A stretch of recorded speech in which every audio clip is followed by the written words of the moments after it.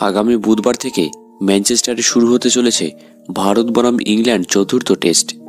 তার আগে ধাক্কা খেল ভারত। সিরিজের বাকি দুটি টেস্ট থেকে ছিটকে গেলেন অলরাউন্ডার নীতিশ কুমার রেড্ডি। গত দুটি টেস্টে তিনি খেলেছিলেন। হাঁটুর চোটের কারণে ইংল্যান্ড সিরিজ থেকে ছিটকে গিয়েছেন তিনি। তবে ভারতের পক্ষ থেকে এখনও অফিসিয়ালি এই খবর জানানো হয়নি। টিমের সঙ্গে শনিবারই ম্যানচেস্টারে হাজির হতে দেখা গিয়েছিল নীতিশকে।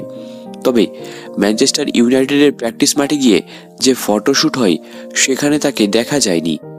এমনকি ওল্ড ট্র্যাফোর্ডের যে ঐচ্ছিক অনুশীলন হয় সেখানেও তাকে দেখা যায়নি। টাইমস অফ ইন্ডিয়ার একটি রিপোর্টে জানানো হয়েছে নীতিশকে বাকি সিরিজে আর পাওয়া যাবে না। ক্রিকইনফোর ওয়েবসাইটের রিপোর্ট অনুযায়ী রবিবার জিম করতে গিয়ে হাঁটুতে চোট পান নীতিশ। স্ক্যানের পর দেখা যায় লিগামেন্ট ক্ষতিগ্রস্ত হয়েছে তার। নীতিশের জায়গায় কে খেলবেন তা নিয়ে জল্পনা তৈরি হয়েছে। প্রথম টেস্টে পেসার অলরাউন্ডার হিসেবে খেলেছিলেন শার্দুল ঠাকুর, তাকেই হয়তো আবার ফেরানো হতে পারে। চতুর্থ টেস্টের আগে এমনিতেই একের পর এক চোটের ধাক্কা ভারতীয় টিমে। ঋষভ পান্ত, আর্শদীপ সিং এর পর চোট পান আকাশদীপ। ম্যানচেস্টারের চতুর্থ টেস্টে বাংলার পেসারকে পাওয়া যাবে কিনা তা নিয়ে কিন্তু সংশয় রয়েছে।